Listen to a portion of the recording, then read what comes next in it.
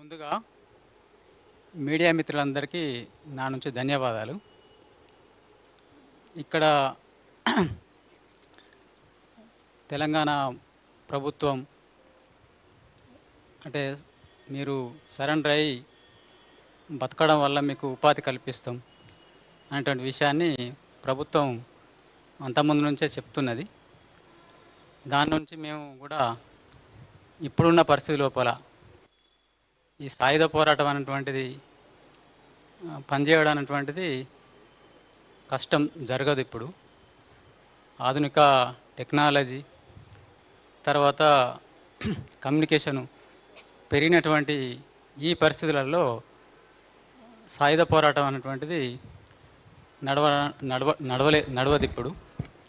అందుకోసం ఇక్కడ ఉన్నటువంటి ఇప్పుడు ఉన్నవాళ్ళైనా తెలంగాణలో పనిచేసే వాళ్ళు, తెలంగాణ క్యాడర్స్ కూడా వచ్చి వాళ్ళు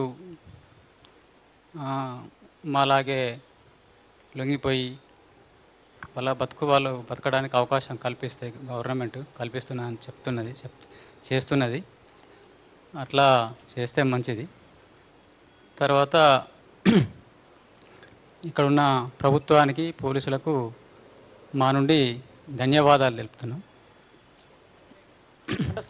రాజిరెడ్డి గారు ఇప్పుడు దేవిజీ మీ దగ్గరే ఉన్నాడు. ఎందుకంటే దేవిజీ మీ దగ్గర ఉన్నది ఒక స్టేట్మెంట్ వచ్చింది, కానీ చూస్తేనే మాత్రం కొంచెం కన్ఫ్యూజన్ ఉంది. దేవిజీ ఉన్నాడా లేడా మీ దగ్గర?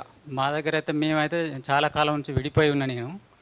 నేను అనారోగ్య సమస్య నుంచి దూరంగా ఉన్నా. తర్వాత నేను అనారోగ్య సమస్య నుంచి లొంగిపోతున్నా. ఆయన పరిస్థితి నాకు పూర్తిగా తెలియదు. ముందుగా